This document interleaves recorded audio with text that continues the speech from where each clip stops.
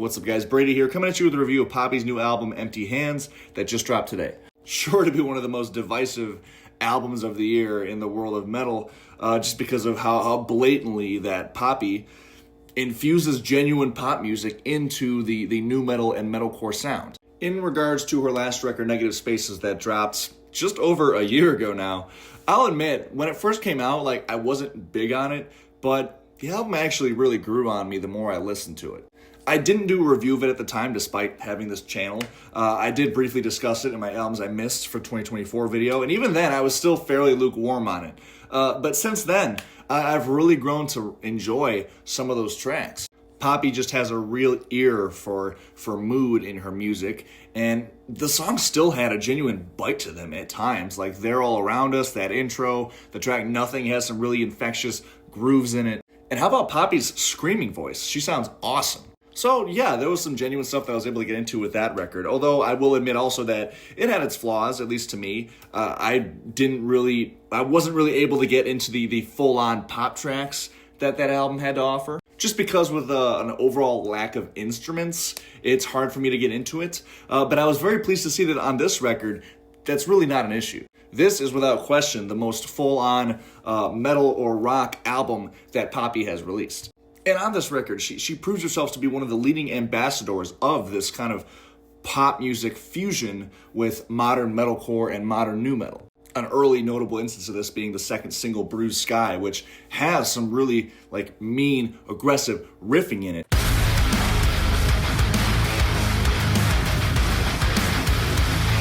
It's got those stop-start verses that I think are really good, but it still has that really catchy, infectious chorus that will be a recurring compliment I have in this review. It kind of has everything that this album has to offer. I think that was a really good choice for a single because it's a great representation of the heavier stuff. It's a great representation of the more melodic and at times spacey stuff that Poppy does a lot of on here. Same thing with the lead single, Unravel. This track just has a really infectious, constant 3/4 pace the entire time that makes it just really earwormy and repeatable.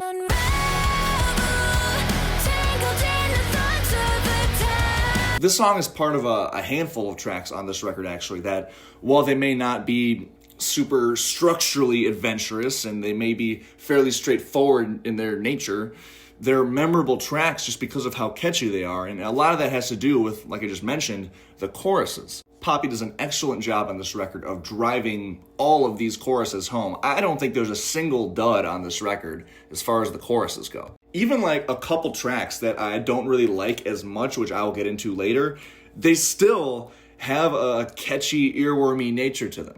Other tracks that I'll kind of group together with Unravel as far as being in that similar mold, the track Guardian, it's got some genuinely groovy riffing in it.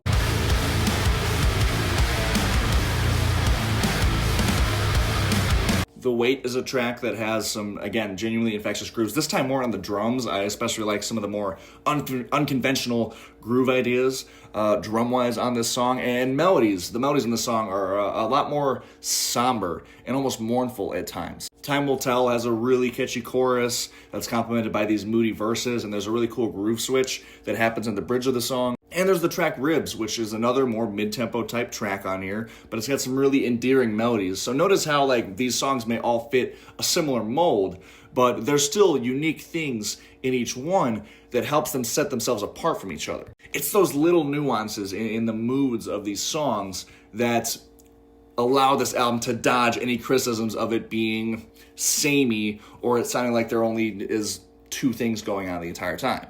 So when Poppy does go for that really straight-ahead style, the straightforward style that really complements her genre blending that she does on here, and just bringing pop and metal together, my favorite moments personally on this record are when she actually ventures out and does some new stuff that is not just new to her and her catalog, but at times genuinely groundbreaking in a sense that there's some really unique stuff on here that I feel like I've never heard before. Most notably, my favorite song on here, period, Dying to Forget.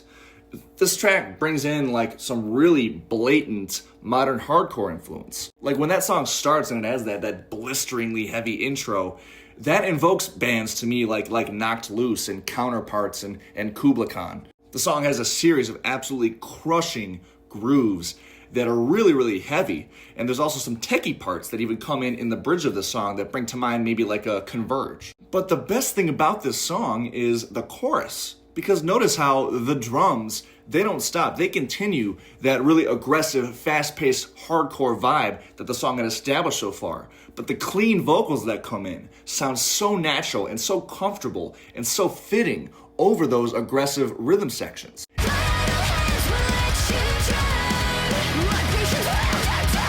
It is really difficult to pull stuff like that off. Oftentimes, bands attempt stuff like this, and it just sounds too mix-matched. Like there's kind of conflicting sounds forced on top of each other, molded around each other, versus this song actually sounding very, very comfortable. This is just a very genuinely creative and innovative song, and I have very similar compliments for the closer on here, which is also the title track, Empty Hands, which this is borderline a full-on extreme metal song. I mean, right away, you get it with the fast-paced drums, the blast beats, the discordant, frantic-sounding guitar harmonies. Poppy's vocal performance on this song is absolutely vicious. There's a little bit of djent influence that creeps in later on in the track, but yet still, there's that seamlessly woven in, like, melodic break that happens right in the middle. I just love how natural this song sounds yet again, just with its pretty drastic up and down dynamics. Just being full-on extreme metal 1 second, and then being Poppy's straightforward, more pop-influenced sound another second. And I can't help but love how she closes out the song and the album with a brie. I didn't see that coming. This song overall, I just really didn't see coming. Like, I expected this to be a more metaled up album just because of how successful her last one was. But she really went all out with a couple of these tracks, especially this closing. Another song that has some really good up and down dynamics is the track If We're Following the Light, because it starts off a lot more somber, a lot more moody, and you think it's going to be kind of like that ballad type track on the record, but it kicks into some crushing grooves again and some screams. And again, these parts are so drastic from one another. It's amazing just how smooth and how seamless these transitions sound. She really does manage to hold a very specific mood and atmosphere throughout the entire song, despite the song being so different up and down the whole time. It's really impressive. I also love the track Eat the Hate and the nod it gives to just classic traditional punk rock and classic traditional hardcore.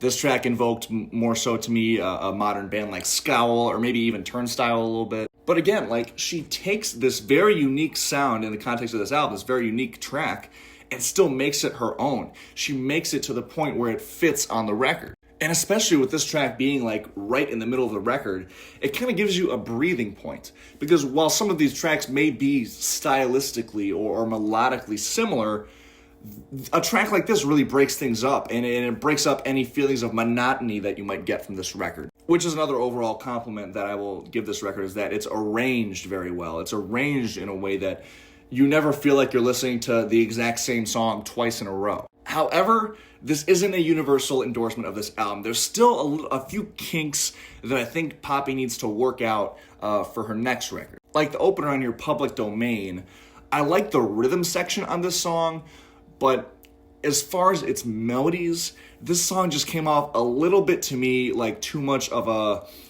an action movie background song, or like a WWE pay-per-view theme song.